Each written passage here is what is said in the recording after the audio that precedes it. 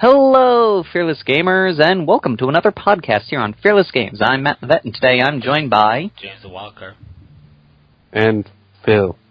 We gotta get you a new nickname.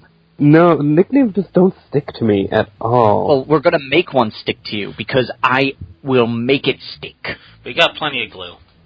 Yes, we are hobbyists. Yeah. It's true. We've got super glue, plastic glues, gorilla glues, non-glues, anti-glues. Fresh-made horse glue. Of course. Yes, I do have tons of Elmer's glue. Tons of it. I have artisanal glue. I've got casting plaster for casts. Like medical casts, not like making stuff. So why do you need that? Where'd you get it? My father, as you know, is a physical therapist. Oh yeah, I did forget about that. He had a bunch of casting plaster, and I was like, you know what? Me and a friend have a project, a dream project that we're going to do one day, involving the Thunderhawk that I have. And it may or may not be plastic, just so you know. It may not saying nothing, but it may or may not be. Not saying it's not plastic. But I'm not saying it is. Yeah. Dun, dun, dun. So we have this project where we're going to build a giant diorama kit of the Rock that functions as primarily as a display piece for the Thunderhawk. And I was like, ooh, if I have the plaster used for making casts, we can make like a nice foam cutout thing and then just make it rock hard like a cast, and bam! Yeah, that's surprisingly a good idea. I think that might work. Well, I have those a lot. It's like people are still shocked when I do. Well, it's a more diehard version of Plaster of Paris. Yes, true, very true. So I mean, it's like you basically took the Plaster of Paris approach, but then you metalized it by going, we're going to make it metal and use casting plaster. This is the stuff you use to mend bones, and here it is for the Rock. Oh, so metal. But more things in the world need to be metal. I just want to say we that. do have plans because we're on the assumption that Luthor will get a mini at one point. And, of course, the Lion. We're going to be purchasing a Lion and a Luthor mini, and we're going to be making both their chambers. So we're going to have a chamber with Luthor sitting there, and then beneath him will be the mini. The Lion will be lying on a table with a bunch of Watchers in the Dark. It's going to be awesome. He better How be. big is this thing? He better be in a race car bed. Big. A race car bed. The Lion is tucked in a race car bed by the Watchers in the Dark. I would dig that. It's going to be a bunk bed so he can make a little fort out of blankets. Who's going to have the top bunk? The Watchers. Yeah. Oh, okay. That's how they watch him. Yeah, it's like having a little watchtower in your fortification. I kind of get it. You know, it'll be a bunk bed that will make Dorn jealous. You know, speaking of, and he used to love bunk beds. He had the bunkiest of beds. The bunkiest. Speaking of like Plaster of Paris and making things and so forth for the miniature gaming world, what is your thoughts on the future of the medium of which we're getting miniatures and models? Because as the years go on, if I had any money to bet on and put weight on, would be on some maverick company, maybe not the biggest, maybe something else, getting 3D printing into the mainstream of model miniature wargaming. I feel like I think one company already uses 3D printing, at least for their master that they make their molds out of. Because and I know there's games some stuff. Although their masters in 3D prints. I mean, a lot of people are using you mean like using 3D printing for no, because mass production? Yeah, because right now the problem with 3D printing is speed. And of course, reliability. On reliability has been fine. The problem is our scale. It's pretty tiny to get detail. But when you think about it, like think of your standard just using GW tactical marine sprue. Now cut all the sprue away, and have 0 mold lines, and you have like the perfect bits because there would be no mold lines in 3D printing. Especially using that new one that kind of grows out of the liquid, where you can build something inside of something and have it rotate. Building something inside of something. So I know there are some companies. I heard you like building things, so I build things in a thing. 3D printing so for terrain. Things. I know there are companies that do terrain stuff you can buy that's 3D printed. And if you go onto things like Shapeway and other sites, if you do some clever digging, you can find bits for different games, a whole bunch of different games. Oh yeah, totally. And they're really good. I have some. They're very smooth. 3D printing in the beginning used to be very kind of like step pyramid-y. Now it's very smooth. Yeah. And the detail is there. I imagine aside from just speed and our scale, I imagine there's security problems too, because all it is if anybody gets their hand on that CAD file and has a good enough 3D printer, well then they're never buying your stuff again. Exactly. I think that's one of the major problems with doing like the idea that like doing it mass production or letting other people have your data files sounds cool. I would love it, but you're right. Once someone has your file, they don't ever need your stuff again from you. So monetizing that is the difficult part. Someone can produce a way of monetizing or making sure that you get paid for your work or making a living off of doing that kind of work. Well, no. I mean, if a company does it, they don't need to go to a Shapeways or anything. I'm saying the problem is anybody who because 3D printing, one of my old neighbors has a 3D printer and can print some really cool stuff, right? For fun, and he does it for fun. So he could, in theory, print miniatures if he ever wanted to, because it's of that quality of printer. But I think, whether it's a megalithic company like GW or Privateer Press, or if Infinity, or if Ironwind Metals ever decides to change their name to Ironwind Miniatures and stop going pewter, you archaic company of my Battletech miniatures, and goes, pewter is best, raw, and goes that route. Pewter is strongest there is. All they would need is a printer or a series of a few printers that can do multiple prints at the same time. And you wouldn't even, I think it's the problem with it is the same problem plastic had in the beginning. You remember, everything that was really good quality was pewter. Plastic was just, here's your bulk troops. Then it slowly changed. And now everything good is like injection molded in large centrifuge. Yeah, and plastic. But, I think the benefit for 3D printing, let's look at a larger company. One of the problems with resin casts, even plastic molds, degradation of molds. In theory, you would never have a degradation of your product as long as you upkeep the machine. You'd have to defragment the file occasionally. That's nothing. That's easily fixable. Yeah, but that's like thing. Somebody trying to make an excuse not to do it, because that's nothing.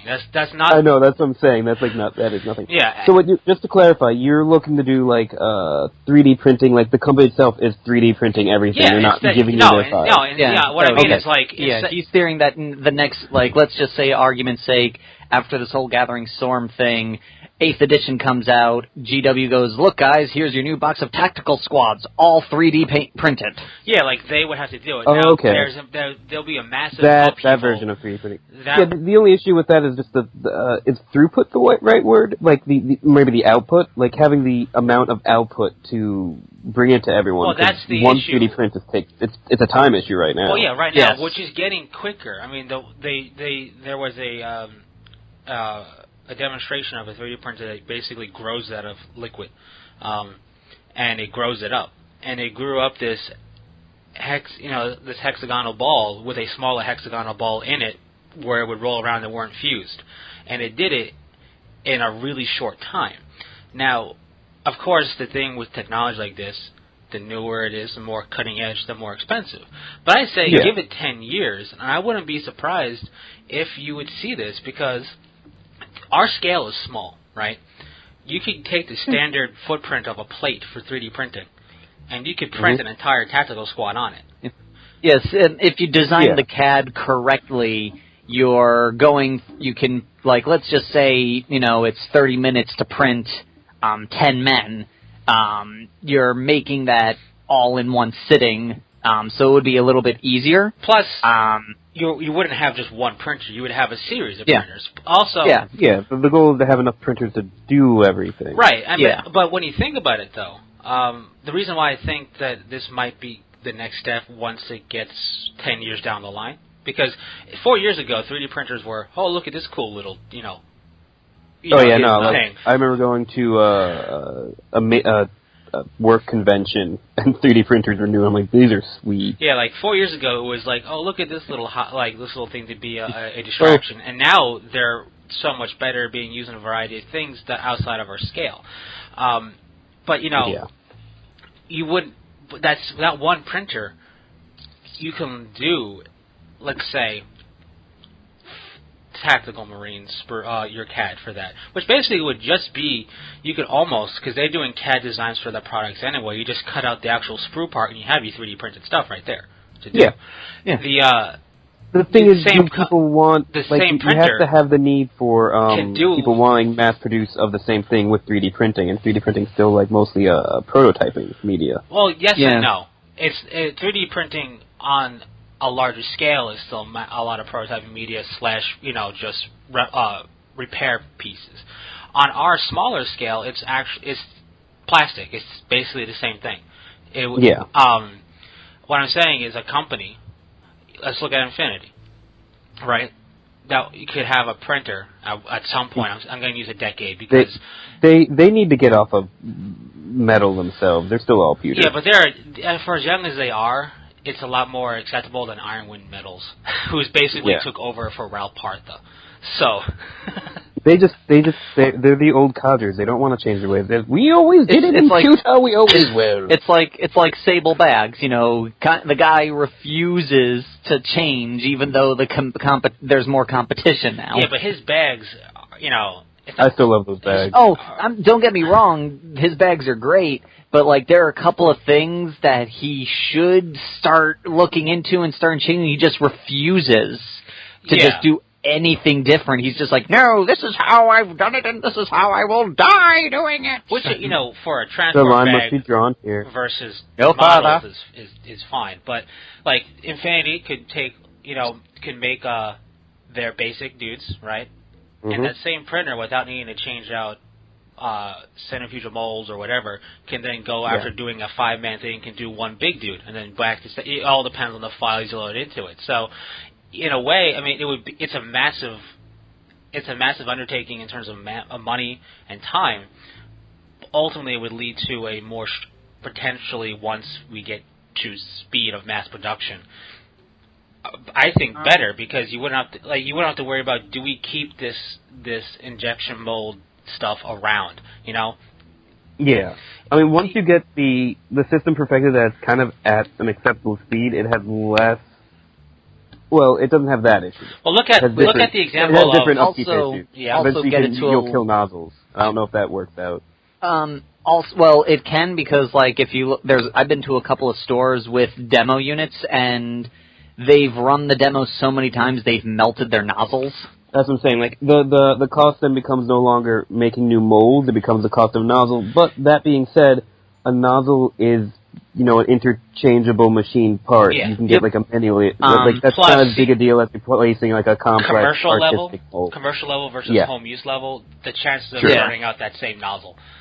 Well, you'll burn it out, but not in the same amount of time. It eventually nozzles don't have to burn out. Everything will wear out. It's a machine. Machines have to be upkept, just like the machines they're using now have to be upkept. Machines don't self-regenerate, but they just have different upkeep needs, and these might be less. Oh, definitely. Which is true. Here's a 5-cent part, as opposed to a whole new design CAD extrude mold thing. Yeah, and the timing. You think about whenever molds go down, it takes weeks to set up new ones, and this would be nozzle's down. Okay. Well, look how long it took Devastators. Let's use the Devastator kit. Look how long it took for that to get updated.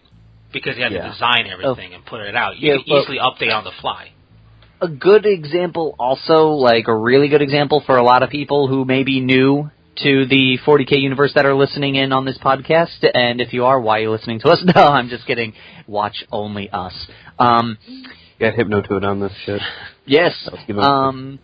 We look at Forge World.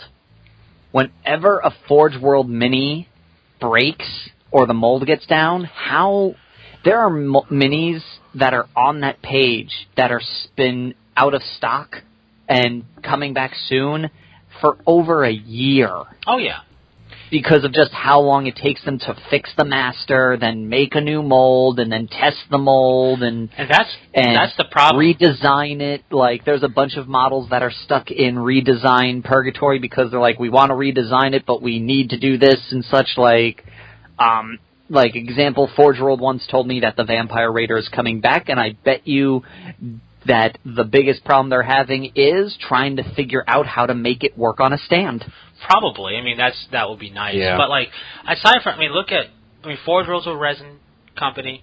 Look at, like, Micro Art Studios and other third-party companies that just make bits for stuff.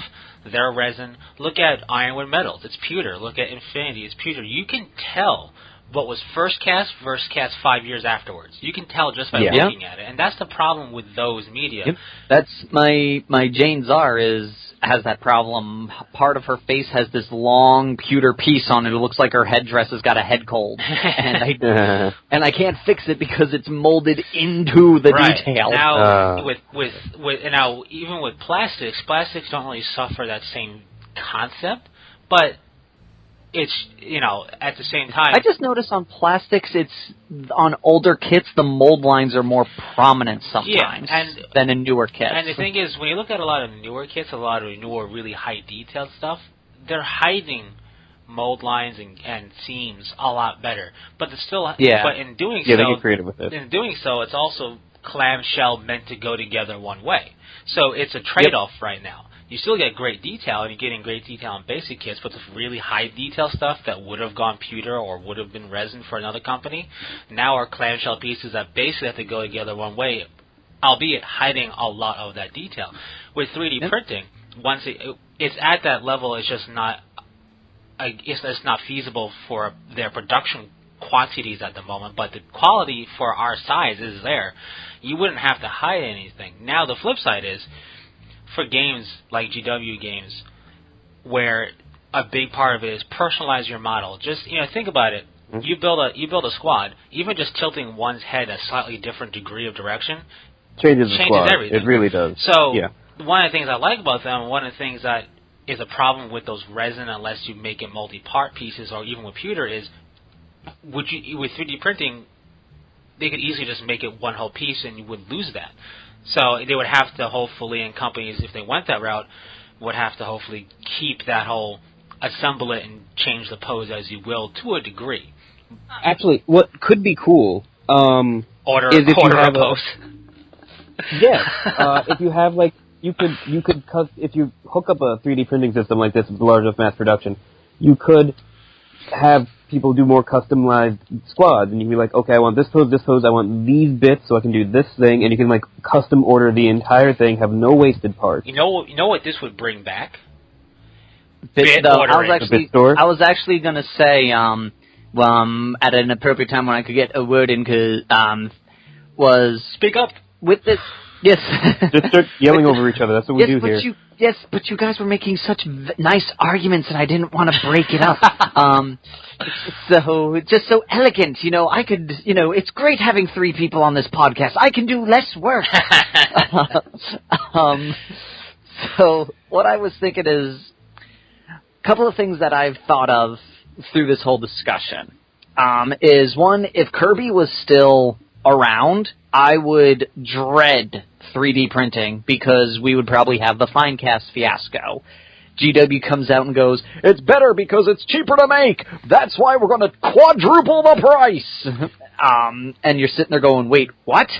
But I think a great introduction to this would be bits making, because one of the reasons they got rid of bits making was because it was costing them kits, because they'd have to rip open a kit, break it out, and then they've got a bunch of bits no one's buying. Oh, yeah. And they just wasted a kit. But if they made the bits 3D print to order, they go, oh, this guy needs 5 bolters, okay, 5 bolters, a grav cannon, and a 1000 sunhead, okay, 3D printer, make me this stuff, and the 3D printer goes, bing, there you go. That is one of the things we do with 3D printing now. That's not prototyping, but that's customizing, and that's easily achieved as long as you have the files. And then you could go, yes. And then you could do, for repairing when people are missing bits. Like, I had a guy who bought a Lord of Change recently, prior to the new one coming out, and he went, oh, it's missing 3 bits. It's missing the neck, it's missing one of the arms, and it's missing a staff topper. He's like, okay, that's a couple of random bits. I'm just going to give you a new kit. The new kit came with the same missing pieces.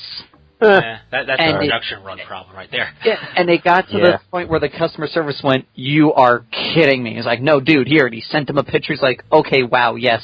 I'm getting you another box. I am opening the box myself before I send it to you. And this would solve that problem. You go, oh, hey, let's just use Finecast for an example if they still stick with the Finecast stuff. And you go, oh, my Shadow Seer's head is all messed up. Okay, one Shadow Seer head. Done. Print. Bam. Oh, yeah. And it would also cut down in a lot of that, I feel, bad box con jobs that people do, because a lot of people tend to just say, hey, my thing is ruined, and then just pray to high heaven that what they said was broken was enough for them to get them another kit completely. Yeah, I mean, you're never going to get rid of weasels like that, but you'll be able to go, oh, your bolter's broken. Here's a bolter. Well, here's the bolter, and then going, drat, I thought I was getting a free Terminator. Right, and the nice thing about it is you could easily, through the CAD files, just break every bit down into its own little CAD file library. Yep. And the thing about, I loved the bit ordering days of that. Oh, those were so good. I exploited the hell out of them. And they were great, and the thing is... I wish I had more. And the thing is, with 3D printing, that would definitely be a good way for them to field test it if they wanted to bring it back. Because the thing with 3D printing is, depending upon what you print, they don't need to do this, but they can print on Inconel steel if they wanted to. There's a 3D printer that does that.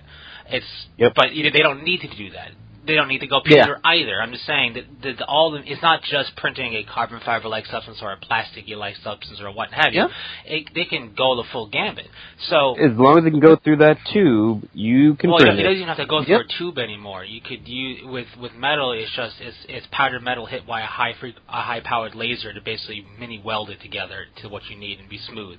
And then there's... Okay, I didn't know that. That's pretty sweet. And then there's the one... I saw the old ones where they had, the metal rods, almost like they do the plastic version, and I took the heat up, and that had massive nozzle issues. Yeah, now they have it where they basically they grow it out, and they have a laser bombarding it.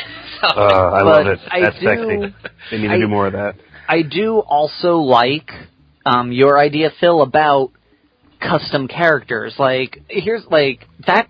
That stuff sells. Look at Battle Foam. When people think Battle Foam, what is the niche that everyone remembers Battle Foam? I can spend a bunch more money and get my name laser engraved into the foam. Or you can go, wait, so I can make this custom dude, and I can make a case that he won't flop around in? That's what they're known for. That perfectly fits on his body, yeah. They're known for customization. Yeah. If GW and... anybody.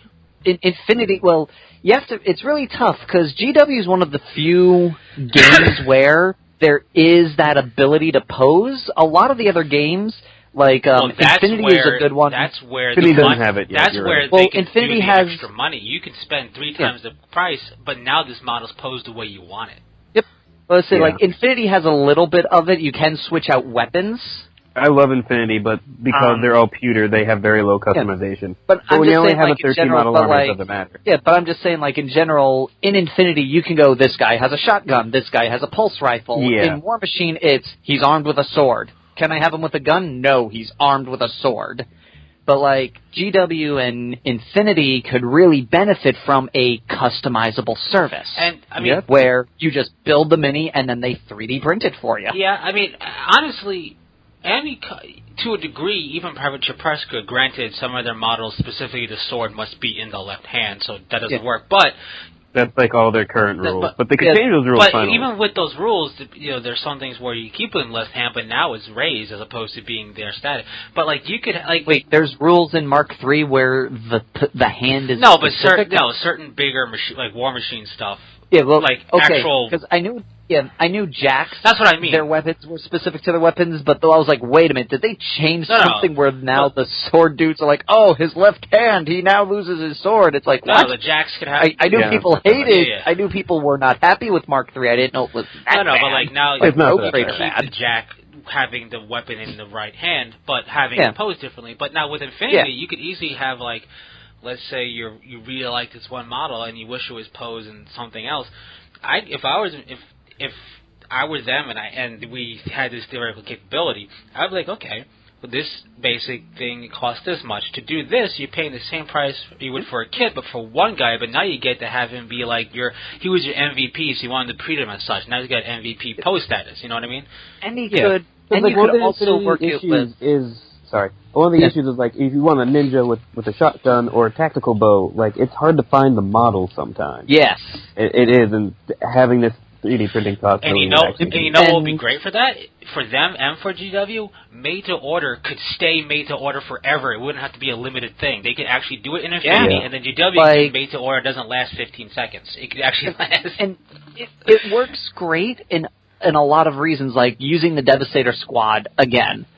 Right now, in a Devastator Squad kit, the max you can do of any heavy weapon is 2. Comes with 2 grav cannons, 2 las cannons, 2 heavy bolters. You can buy the box as is, or click custom order, and you can tell them which heavy weapons you want. Yeah, I mean, so that would be great. It saves the player money on that level, because you're not getting a bunch of extra bits you don't need. That also saves waste on their end, and then players, if they're saving money, will spend more money. Now, I will say this.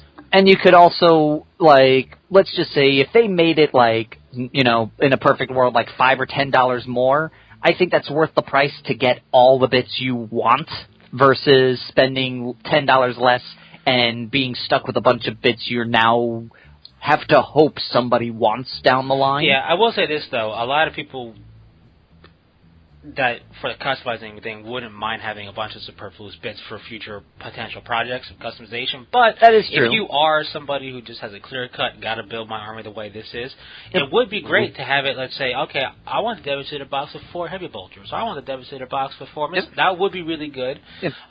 Like, I'm in that position right now. It's like, I love collecting bits and all that. All my bits are old bits. And one of the bits I want for my dev squads, I want my 2 Devastator squads to have grav cannons. Right now, I only have enough to give either each of them 2 or one squad 4 and decide on a different weapon for the other. Or go onto the magical social media and go, hey guys, I got a bunch of las cannons and plasma cannons. Who wants to give up the best weapon in the game so I can have it? Now, I will say this. We touch upon the security thing. You know, they would always have to make sure there's no way to get their CAD files out, because then anybody with a 3D printer that was good enough quality could literally print their own models and not have to worry about it. It would make the bootlegging community a bigger deal. Yeah, but outside of that, that's easy enough. You have it secure. I mean, you just secure it. You go off the grid. There's always going to be a risk with security with anything in a company, so that's just something they'll have to take into account. Now, and we talk about all the cool things that would be done. Now, on a practicality scale, would you still box them? There's no sprue for them to be on, or would you just bag them? Like a blister bag, or would you actually put, like, you know, because a tactical squad box comes in a big cardboard box. You wouldn't need that because there's no sprue. I would probably do... It depends on what's easier to ship it in. Yeah. You might just put them in, like, airbags. Yeah. Hilarious. Or the only thing is like, see, that's a tricky part, because depending on how greedy your company is, you could make up a lot of your... you can add additional costs via the box, because... one setup in my head that I thought of would be a perfect time to go, well, we're going to charge more because of all the packaging, is you make the same box, but then with little plastic containers inside of it, like the old way with the metal kits where they would have them in their little plastic containers and you open them up in their little pockets and they have each of the different bits in them. Oh, like the clam cases? Yeah. The clam cases is a classic thing they did for Peter, like the Veteran Mark II came in a clam case, and the old Stern Guard kit of 5 when it was Peter came in a clam shell. They love the great thing about the box is you have this big, advertising picture on it. People can see what you're looking at. It really comes down to not just shipping costs, but also which is cheaper for them to do and what they feel is better, having the advertising space of the box Or if it ends up being cheaper putting it in a bag, putting it in a bag. Well, I mean, thoughts on that. I think, though, you can't just think about that. You also think about stocking shelves. Logistically, a rectangular box is so much easier to stock on the shelves. And then you can stock it on a shelf. Yes. And you won't have to have a bunch of, like, coat hooks sticking out to put blisters on. Now, on the flip side, and this would be, like, they could have it where half of their stuff goes to stocking and the other half is just put in a bag and shipped to customers' houses, but then that becomes a logistical nightmare. Whereas, like, if you and I ordered it, we get it in, like, a takeout, like, Taco Bell bag. Here it is, 40K Tactical Squad. And then if a company was stocking it in a hobby store, it would become in a cardboard box. But then it's like, do we get it cheaper then? And then you're not supporting your local game store. So it will probably be clamshelled inside cardboard boxes because, again, stacking purposes. But and it's also easy to present. It looks nicer because like, for a good example, some people, like, what I've seen, like, in a lot of my venturings on the Facebook, some people get very turned off by when they order their first Forge World model and it comes in a plastic baggie. They're like, "Wait, what? I thought I was buying a legit." I was a little turned off the first time. Like, this seems cheaper, but it's just more efficient, and it is cheaper packaging. Well, now a lot of stuff are blisters. Now they're coming in blisters. Unless it's big, then it's in a big. Yeah, they're now coming in blisters, or they're coming in big boxes. Like, I just bought, or it all depends. Like, I just bought the Paladin, the Phoenix Blades for my for Emperor's Children. They came in a plastic baggie. One of my friends purchased the new Skitarii upgrades with the spears and all that. They came in a little plastic blister. My Avatar came in a plastic blister box. It really all depends on the miniatures. The big stuff, if it's like 10-man or larger, if it's like a 5-man squad or larger, it comes in a bag. If it's smaller than that, it comes in a little blister, or if it's the Horus Heresy character series, they come in fancy black boxes. Yeah. So Forge World has stepped up their game from Ziploc bags. Yes. Okay. I have to say that Mastodon box that I have, it's so beautiful. I'm just like, oh, this is a pretty box, and it's nice and packed tight. And I'm just like, I don't want to remove this thing because how am I going to get it back in the box? Yeah, no, they have stuff up their packaging in certain regards. But, like, with 3D printing, it's just, when you think about it, they would probably have to go back to the old school plastic clamshells inside the box because, you know, as silly as it sounds, we don't put much thought into the fact of, you know, buying let's say a plastic squad in a box because the sprue's there. It makes sense in the box. The sprue is rigid, nothing bounces around. But you would have to actually think about packaging now because imagine getting that same cardboard box and just they're all like, it's like it would be like buying a potato chip bag. It's like, look at how big it is, and it's like, where did all the potato chips go? I just opened it. I hate that. That's why I hate buying potato chip bags. It's like you have really trust issues now. You can't because it's like as big. No matter the size of the bag, only a third of it is actually chips. It's really unfortunate. Because that air is there to protect it. Yeah, protect it my foot. but you know what else? Made to order, customized. What could be also really pretty cool is it could go a long way for custom bases too, because you could just 3D base. Think of that. Like, it could be like that wouldn't even come to like major companies. No, I think it would because I mean GW has a Scepter Imperialis. You know, Scepter Imperialis base kit from GW, and they have something for Age of Sigmar, and I think that's something that like they're starting to go into that idea.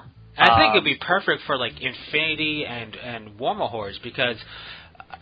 They have you have no idea how much money I spent on my bases for my Infinity stuff. But, like, they have a very specific visual, all these three different companies. And, you know, 40K is a megalithic company where they could be like, here's visuals on a base, have fun. With all of our IP symbols on there, we're not going to sue ourselves, have fun. Because a third-party company... Or they might sue themselves, you never know. A third-party company can only go so far, unless it's Chapter House, cough, before, without getting, without actually actively infringing on IP, right? So, well, that's what Infinity, they have a lot right? of third parties they work. Yeah, they team up with, and there's a couple of them that make bases not just for them, but they look really good with the Infinity aesthetic. Right, but now Infinity could straight up have the Infinity aesthetic, and Warhammer Hordes could actually, for once have aesthetic, because every time I see the game played, I'm like, fantastic, you guys got a hill, some trees, and like a broken stone wall. I actually have no idea what this game's supposed to be visually like, because your bases are all the same, and you're playing on grass. So it's like... That's what the game's supposed to be like. They always play in a grassy knoll. Yeah. It's actually... the game takes place in Texas in the 1960s. It's getting really dark really fast. But it's just... Because I own the Monster Archive, and I've seen some artwork of, like, the universe, and you don't really see that in game. At least in every game I've seen played, the most spectacular it's gotten to was like this. I forget which company it makes it, but it's a stone wall that's already painted. You can buy, and it was stone wall rubble, and then there was some patches of trees, a patch of grass, like specifically tall grass, and a hill. And it's like every Warhammer Hordes game I've seen played ever. To be fair, I feel like Warhammer Hordes is. It's kind of like in the same. It's kind of like how GWs used to be more, where it was all about the tournaments. Everyone's going, well, we just need to make it so we get optimal terrain coverage for my army, type of thing. I'm not even talking about that. Unfortunately, on that side, the hobby is just very much. It's not about the terrain, and people don't care about it. Yeah. Well, it's the culture of the game. You'll get some stuff, and when they showcase an army, they'll showcase it on some like actual themed terrain, like on their website and whatnot. But or on like a trailer. Yeah. And it's there, but like. I don't even care about the terrain because you game on whatever gaming store has, unless you have a gaming group and you keep terrain at your house or whatever. So you game out of necessity with whatever's in your local gaming store. But when it comes to your bases, granted their bases are a weird setup where there's not much space to do too much on it anyway. Just a 3D printed thing, putting a Khador ruin on by that I mean like a broken piece of stone wall with a Khador glyph on it or something. Hey, boom! Instantly, it's like, hey, you got some narrative, not even by accident. It's like I just feel like it's thematically towards especially if it's a non-Khador army on it. It's like you got some Signar on that. It's like, oh man, your Signar guys are over the border and fighting Khador. I got you. It's just like boom! Now it's not just insert grassy knoll here. It's this is a Warhammer Hordes model on stuff and granted, it's not like everybody's making bases in 40K being thematic with rubble and stuff, but but at least GW goes out of the way to try and help you do it. The ability encourages that. Your bases are a great way to tell a story with your army. Yes. And miniature terrain almost. Yes, it's an easy version of terrain. It's much easier to do than actual terrain. Yeah. And it's I mean, that's where you do your storytelling, is like a little bit like how your guys are set up, but also where they're standing, and it builds the thematics of your army so well. And that is a lacking thing in Warhammer Hordes because there's a lack of space and there's a lack of community for it, and that's sad. I don't know what point I was trying to make except for it's important for making a good armies have good bases. Like most people I know that play Infinity, either you go really hardcore to the game side and you have basic nothing bases, or you make a good scenic base and you just get nice resin guys off the internet that match your army's aesthetic. Right. Now if this 3D printing capability, which I think will be there, like I said, in a decade, that's my guess, because everything sounds good when you say a decade from now. But it's true. But it also reduces what you like to call the knee-jerk reaction from people, because you say, this could be out next year. Be like, what? But if you say, in a decade, you're like, I don't have to worry about it for how long is a decade. Just far enough away. That's not that big. Google how long till a decade. Okay, got 10 years. And it's like maybe I won't be playing this game. I have plenty of time to go through the full gambit of rage and grief and sorrow by the time it comes out, because I got a decade. But no, it's just now Privateer Press could have on a base, even if it's just a swamp. It's a swamp with a crick's head somewhere on it. It's look at this, it's the thematic base. Well, it's a thing when they first introduced epic levels, epic casters. One of the big things everyone made a big deal about was they were on thematic bases. like, holy crap, Stryker's walking across a busted up charger. What happened? Oh wow, this dude, Scortia's hanging off on this weird thing. The Scari's hanging off a pirate ship. Like, it was a big deal when they came out with their own little base decorations. You know what's funny? This reminds me of, like, a bunch of, like, really old people going, and then they came out with colored... I was watching the program, and I could see the colors. It was amazing. That's what I'm like. It's like, dude, it's like the thematic basis. It's like, yeah, but you don't understand. All we had was radio and black and white TV before this. Now we have color. All we had was extra sprue bits and glue, and if we were lucky, a bit of flocking. Yeah, and we were thankful for it. That's what this is coming out to sound like. It's like in 1950, this was all the rage. But Dude, side note, I hate flocking. Like, flocking was like the worst thing I've ever used for making terrain. I hate it. Don't knock flock. I hate flock. Flock isn't. Well, the thing is, flock is a catch-all term now. But like, I know. But like, flocking isn't bad. The problem with flock is well, it gets everywhere if you're not careful. It does. Yes. That's why I use the top of the flocking jar, so I don't have to deal with the sand. Hold on. He uses the top of the flocking jar to do the flocking bases, okay? Stop flocking around over here. Basically. If you don't want to get the flocking stuff everywhere, use the top of the flocking, jar, okay? That's what I use. That's what I used all the time. Because what I do is I take, because I've got a big, like, jar of flock from Woodland Scenics from a train convention. So you only have to buy one of those once, and you're good. Basically. And what I do is I unscrew the top, flip the top over, and before I used to just unscrew the top, take the mini and dunk them in, because the flock was close to the top where I could fit them into there. And as time wore on. Now I just put him in the top lid after I unscrewed, and I just drown him in flock, shake him out, put everything back, brush him off with a brush, and bam, he's done. Yeah, he's Sounds done. like some kind of torture. And he just had to use the flocking top. If this was live radio, the censor guy would be like, do I push a button now? No. How about now? No. He said, did he say, flocking top? If this was the old podcast, I'd be writing down, like, times left and right. It's like, was that flock? Yeah, I know. It's the flocking top. But I don't know if they're cursing or not. According to you, flock is a curse word. Well, I mean, it might as well be once you start using it, and especially that one time you actually spill something, like, oh no. Oh, flock. It's like, I'm going to be picking this up for days. It's going to be terrible. And you could just say, flock, and, your mother will be like, what? I said flock. Yeah. Oh, okay. But, be a good boy. And that is a nice... You brought up a good point, though. Go to train hobby stores, and that's where you should buy your flock. Because you get something the size of, like adobo spice that you use for cooking, like that size of a jar, and you get them by, like, the bucket load. Let me drop some knowledge on you folks. Like I said, I have this flocking jar. And this is the best. Flock you. Flock you. I bought this when I started 40K before college. Okay? So this is like 2002, 2001. And it is a jar that is 32 ounces, okay? 32-ounce shaker bottle. And I use this for roughly 3,000 points of Eldar and about 3,000 points of Dark Angels. It's still near the top of the jar. Like, I've maybe used up,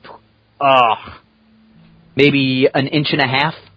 That flocking jar is magical. I tell you what. I'm roughly an inch and a quarter of this jar is empty from when I started. Yeah, and that's a big flocking jar. And it's now 2017. I bought this around 2002. Oh yeah, no, you're 100%, Yep. correct. And I only paid $13.45. No, I paid $8.59. Well, so let's just say $13 nowadays. Yeah. Just as a random guess, but like it sounds. Although pretty it's written on the jar. yeah, but I mean like for nowadays, 13, whatever. Yeah, it's probably $13 brand new. That's and you're gonna unless you're making full-on terrain tables where you gotta flock everything.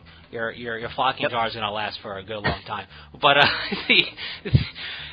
but like train and Z scale stuff is where you should go for getting a lot of stuff because they also have a lot of they basically have like a lot of the bushels of bushes and like everything else. Bushes. Sorry.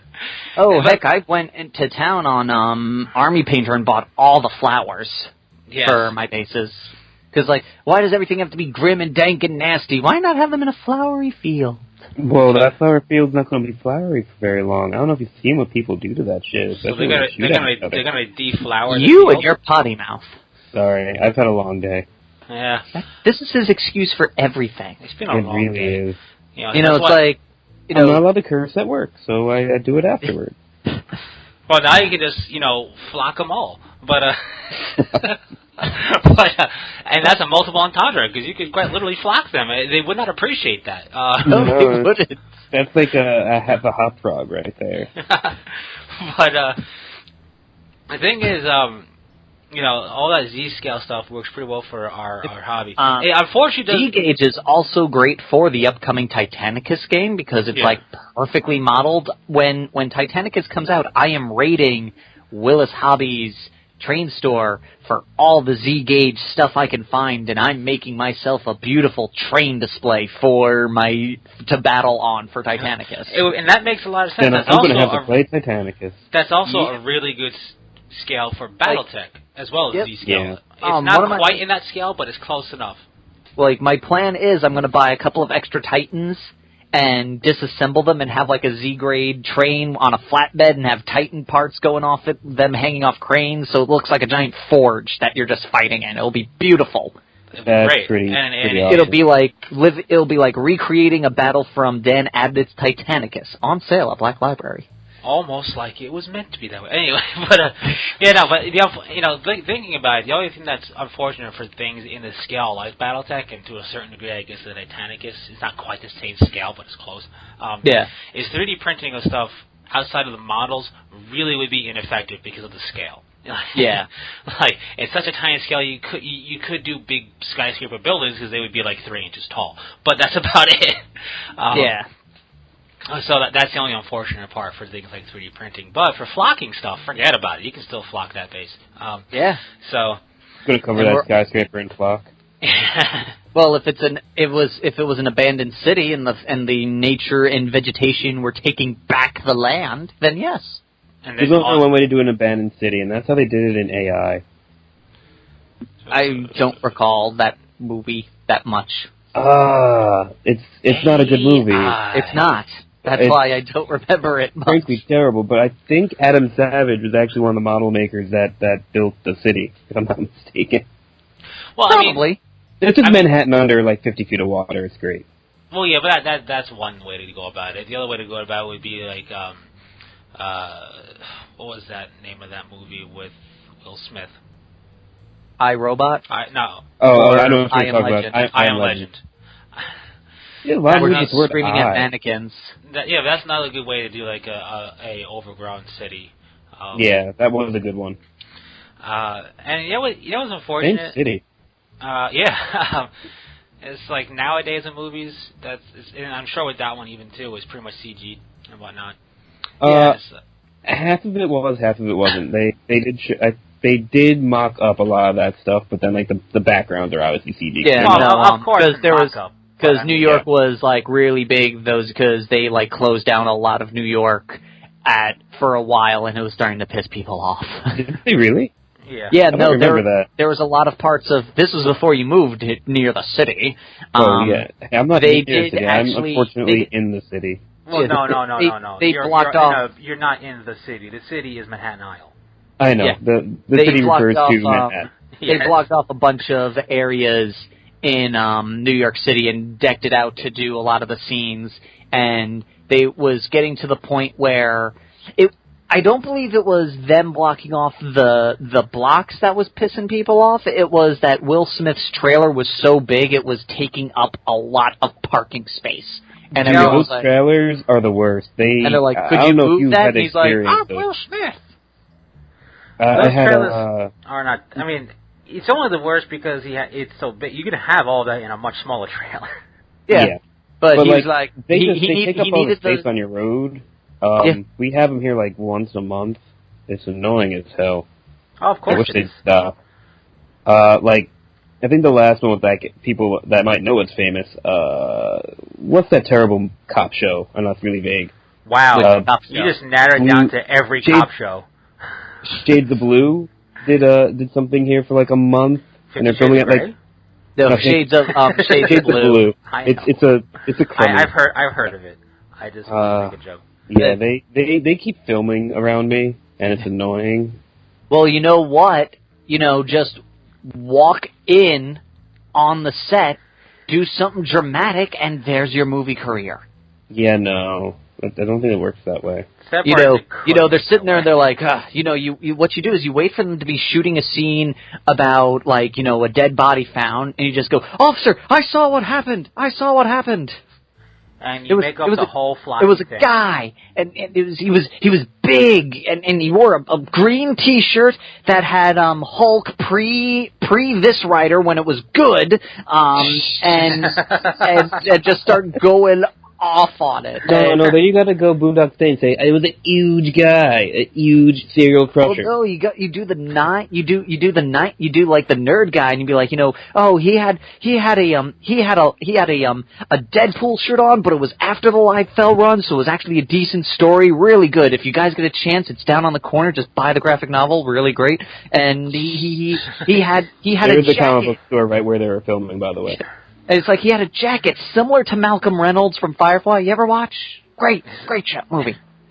A side note, what the real hipster response is when they were filming here, they were filming mostly in this one noodle shop, and it was the bad noodle shop, and just wanted to tell them, there's a better noodle shop like a block away. You shouldn't get noodles there. Look at this guy making sure that the actors get good noodles. I don't want to bash a noodle place, but that place isn't very good.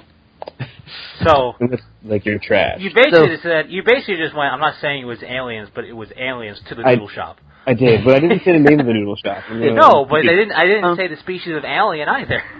I just want to say something. Sorry, I'm going on a little tirade here. I know James has. I don't know if you have, Phil, but Imperial Knight is on Facebook. Freeblade Knight. He's Freeblade. Yes. I played it for a while on my phone. It was pretty sick for a bit. I find it so much better now that you can play it on your computer through Facebook because the mouse is so much better. Oh, the mouse is so much better. So used to do it with my hand. I kind of like that. And they have PvP now, kind of, sorta, which is awesome. But not really. What it is you can level up your knight to a certain rank, and then you can play against different people's ranks, and they have their own loadouts. Yeah. So you're fighting the loadout, you're not fighting the person.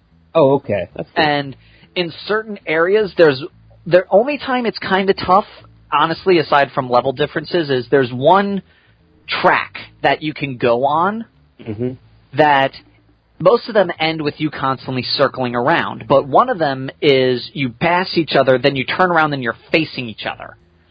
At that point, the other guy always says screws it and just fires into you, and he always just kills you because reasons.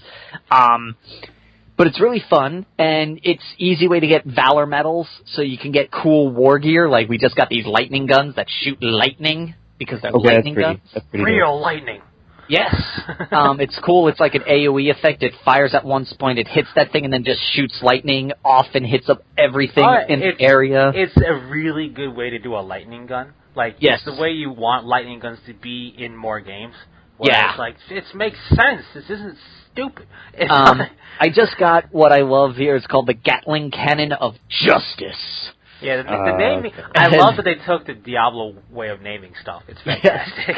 Let's see. We got a bunch of words. Throw them together. We've got the missile launcher of Eternal Fury. I had the autocan of certain death. It's like, wow. It's like Let's see. I've got the Imperator helmet of death. I've got the heart of the enraged, and the rise of the enraged carapace, and. Yeah. It's got a lot of good namings for stuff. It's a fun game. Like, I know, the thing is, any type of, I like the Resistance Chainsword. Yeah. Any type of, like, rivet counter nerd type person in Wargaming, like, that's not how nobody cares how the weapon actually works. It's fun. Relax. Yeah. It's like... the best thing about that game, at least when I was playing it on phone, was, like, I loved it had the theming right. It felt very 40K. It felt like I was a knight, and I was like, I'm the most badass thing on earth. You will all die at my feet. It's funny. I was never a fan, like, knights are cool in the game, but I was always like, I'll never buy one. But playing this game, I'm like, I really want to buy a knight now. Oh, no, Freeblade did a fantastic job, because when you go into the options menu, you have an option to go buy a knight. Yes, it literally will send you straight to the GW website to buy a knight. And that's because it's partnered up with them so well, and they really, when you look at the knight firstly model-wise, it looks just like the kit. They got everything down pat. Yeah. The knight is the best-looking thing in the game. You look at the models for the orcs and the space marines and the chaos space marines, they're kind of like Dawn of War 1 models. Yeah. They're a little bit better than that, but you get the gist of what they are, and it doesn't hurt anything, because they're not the focus. The focus is you blowing everything up. Yep. And the whole point is to make you want to buy a knight, and it does it every time I play it. It's like, I just want to buy a knight. Yeah. But I don't want to just buy a knight. I want to buy a knight, and then have a group of people with one knight each, and basically run a campaign done Freeblade style, where everybody's marching down a corridor doing stuff. Just so you know, I have rules for that from a major convention that perfected it. Nice. But that's all I want to do. But, like, and the sad part is I look at that and I go, curse you with your flocking awesome knights.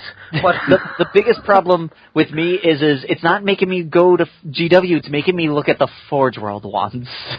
Oh yeah, I mean, if that's the money that goes to them in some way, like you're still. Yeah, no. I'm not saying that. It's like I'm saying instead of sending me to the really cheap knight, I'm going for the super expensive ones.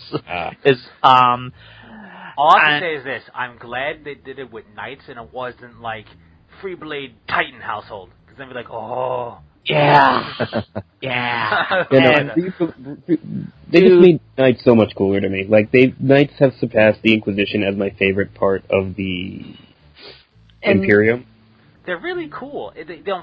I just feel kind of bad for the concept of the knights, because you get the codex, and it's great now, as opposed to what it was, which was 2 knights. But yeah, I have the original Knight Codex. I do too. It's like, wow. I have the digital version of it. And I have the new one, and it's great. But I just feel like GW went, we're going to do knights, and then Forge Rules, like, on Cracked FDR, it's like, you going to do knights? Yo, dog, I heard you like knights. I put knights on your knights so you can knight while you knight. It's just too many knights from Forge World. And the but latest they look one, so pretty. And the latest one is like it's not like a mini Warhound. It's got more weapons than a Warhound. It's ridiculous. Like, it's the Super Knight that's coming out? The Super Knight that's basically a Warhound. It's like, you guys are going overboard with the knights. Everybody relax. It's like, if I were to get one, it would have to be one of... It would have to either be the Astropo, because the Astropo is awesome, or it would have to be the Serratus Knight Castigator, the one with the sword. Castigator. Castigator, the one with the sword and the twin Gatling guns, or the Acheron, the one with the double chain sword and the flamer, because those two just look awesome. Well, I just need a knight with a whole bunch of guns. That's all I ever care about. Is just give me that's why I like the knight. Like, GW has that knight in their codex. Yeah. That works for me. I just just to go on a little bit of a knight tirade of that knight. Why can't I really mix and match the weapons? Why can't I have 2 of the Gatling cannon, or why can't I have I think 2 only of the Chaos can do that. Which is stupid. Like, it's a knight. We're not making dreadnoughts here. We're talking knights. We're talking, like, heavily personalized equipment. Yeah, why can't I really heavily personalize it? Yeah. It was always bothering me. And then the Forge Rule lets you on. So with Forge Rule, your knights are ridiculously expensive. And while cool, you've gone over the end. Your knights, your Acastus Knight Porphyrion is a Warhound. It's slightly smaller than a Warhound. Only slightly. Very slightly. Knights are supposed to be to Warhounds what Space Marines or what Dreadnoughts are to normal people. That's how a Knight is supposed to be the normal person, and a Titan would be a Dreadnought. Yeah. Now, Knights are not supposed to Knights aren't supposed to be giant dwarfs. Put it that way.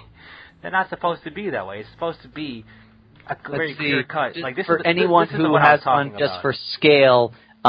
The new knight that James is talking about, a Contemptor Dread, just goes up to his knee. That's the size of a Titan.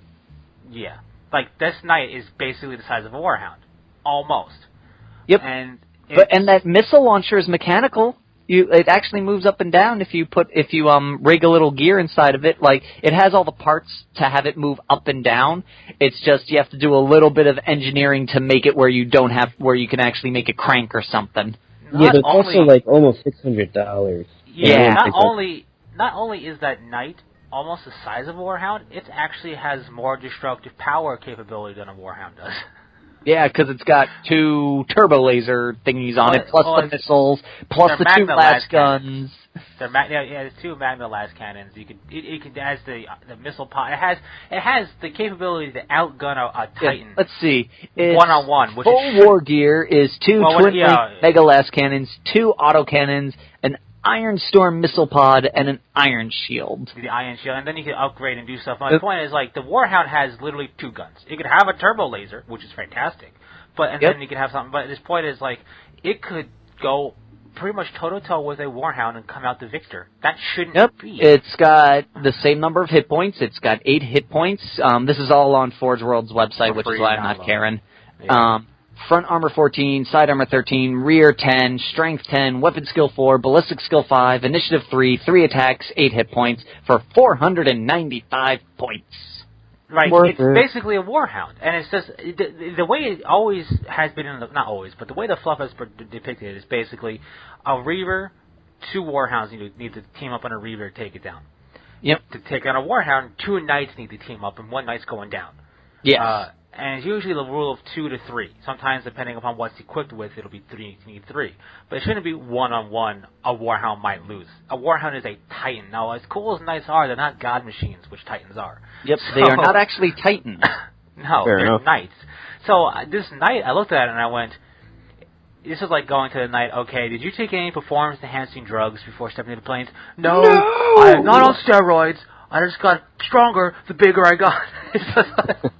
I'm just really big bone! It's like, I did not take any performance enhancers. Like, this Knight is just a gigantic jack person now. I don't know what you're talking about. He's dying. But that's what it feels like. And it's like, oh, you're way too big. Get out of here. You're way above the weight class. But it's like putting a welterweight against a super heavyweight. It's like, geez, that's not even fair. It's like, that's not fair. But no, Knights, to get back to our rant, is Knights are really cool, and it's things that are like Knights. Like, not that Knights are Jacks, but Jacks are the sole reason I have an interest in War Machine at all to look at it. Yeah, it's the aesthetic there. And then... Giant robots, digging them, basically. Everyone digs giant robots. And then War Machine and Horde does have decent backstory. I just can't get into the game system. I've tried like 3 times now. And plus they've changed their system. When GW changes a rule set, at least it's pseudo-similar to each other, where you can not... Like, oh, okay. When War Machine does it, you have to learn the whole game over again. I don't think that's that big a deal, but at the same time, yeah, that does make it harder if you're in the game already. It's a big deal because you're like, oh, okay, like said, you try to get into it, you maybe, and then you come back, you have to forget everything you know, and it kind of makes it difficult because, there have been some times where I was playing Mark II, and I was slipping into Mark I rules with not realizing it because I was so used to Mark I. Mm. Yeah, like whereas with GW... An edition update should be an edition update, not going like Fantasy to Age of Sigmar style. When GW makes a different edition, at least you're going like, oh, I'm sorry... In this edition, you can shoot and move, and last edition, you couldn't. Yeah, or what have you, right? Yeah, no, you make a good point. Like, basically, from what I understand, Mark II to Mark III is like going from Warhammer Fantasy to Age of Sigmar, where you have to basically From what relearn. I'm hearing, like I've heard, I don't know if it's gotten better. I know there's one gentleman who listens to our podcast. At least I think he still listens. If you could please drop a comment about if my opinions or thoughts on War Machine are true with Mark III, because I'm genuinely interested, but I just don't have the time to go down to the game shop and find out. Right. Also, I mean, like, I'm just going based on what I've heard. Now, the thing, like, here's the deal. What would make me pay a lot more serious attention to War Machine, and I say War Machine, not War Hordes, because I want it to be done War Machine style where it's warjacks and not beasts, is if you give me a Tomb Kings-esque force with stone giant constructy things being the jacks. You give me a Tomb Kings-esque force, aesthetically, I'm not saying like undead because then you say go Cricks, but I mean aesthetically, you give me the pseudo-ancient Egyptian Tomb Kings force, you will have my attention. Before you had my curiosity, now you have my attention. So, go on. So that'll do it. Infinity, if you're listening, fit it into your thing. You mean War Machine? Infinity, if you're listening too. Find a way to make an Egyptian.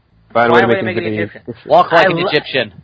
That aesthetics I just really like, and and I like it because it's it to me at the very least has certain established connotations, almost color style and palette choice to go with it. And you have a certain idea of what you're getting into with it. At least I think I would, and I just like that aesthetic. Like, some people really, really like Norse Viking stuff, which is great. Some people really like... that's why they like Space Wolves. No, they like Space Wolves because they make bad choices. Well, no, they like Space Wolves because it's like the nerd rage people who just like all of like the video game aspects of they like their army to be as drunk as they are sometimes. Hey, that's not a bad thing. But it really isn't. That's a good way to bond with your army. Unless you want them to defend you properly. But because they're drunk. Yeah. But in all seriousness, like, some people like that. Some people really like the vampire counts approach of like medieval knight approach of things, or some people. That's my cup of tea. I love vampire counts. I think they're great. Some people really like Asiatic stuff. They really like the pseudo samurai, pseudo Ronin look. I specifically bought the Blood Bowl video game because I could get it and the Vampire Count expansion pack for a decent price. That's good. I mean, that's cool. But like, some people, everybody has a different aesthetics. While I find some Asian, Japanese-esque pseudo features of certain games and certain forces interesting, it's not gonna, like, the Tau have some of that, and that's cool, and there's some stuff in Infinity that have that, and that's interesting. There's some stuff in Dystopian Wars that has that, that's cool, but it's not my bag. But you give me the same thing by pseudo-ancient Egyptian, you have my attention. So, get on that, War Machine, or even Infinity, get on that.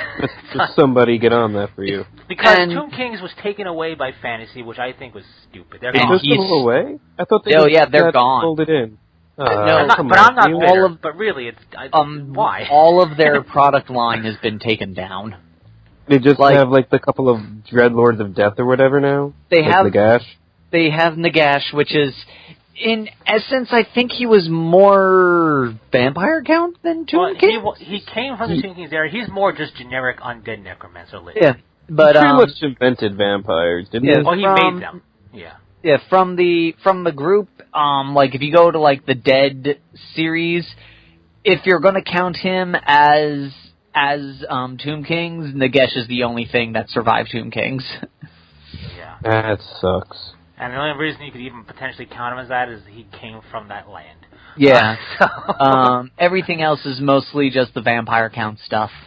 And, like, I was never really going to get into Age of Sigmar, to be honest with you, but I've always kept my, nose to the ground when it came up because, I wonder what they're going to do with the Tomb King stuff. I'm pseudo into Age of Sigmar just because I ended up collecting a demon army because of demonology, so I ended up just having them. And I have one or two Vampire Count models. I'm like, maybe I'll start a Vampire Count army. Who knows? I really did think about starting a Vampire Count army during Age of Sigmar, just because I can get a couple of skeletons and make a couple of cool custom vampires, and I'll be happy. And then I never got around to it because it's not really worth it. And looking at our little clock here, we are out of time. So I'm going to have to force us all to wrap this up here. Any final thoughts from the group before we kick it out? Knights are cool. 3D printing's a thing. Infinity's awesome. We didn't talk about it, but Infinity's awesome.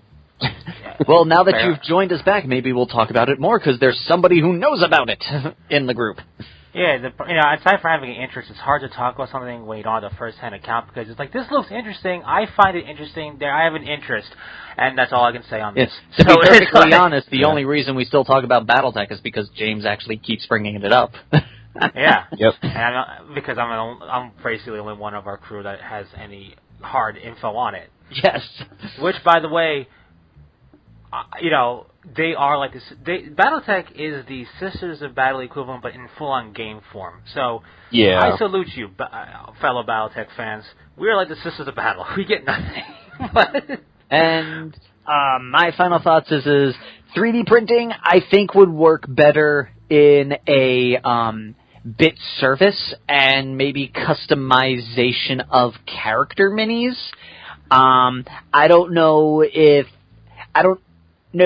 it would service well as a product line of production, but then again, I'm thinking of it in the minds of what we have today, and the possibilities are endless. Yeah, give it a decade. Give it a flocking decade. Like, put flock all over that always decade. take care of your flocking flock jars. Seriously. Yes, use the flocking top of the jar. It saves the mess, okay? Yes. And so, until next time, Fearless Gamers, this is Matt the Vet. James the Wild Card. And Phil that doesn't have a name. Phil the Flock people, Master. comment ideas for him, now. Yes, if you want Flockmaster, post Flockmaster in the comments. If you want Flockmaster, Phil the Flockmaster. I hate you so much. the level of hate you know not. There's a 40K... Yeah, no. Bye-bye. Until next time, Fearless Gamers, take care. Peace. Flockmaster. Yeah.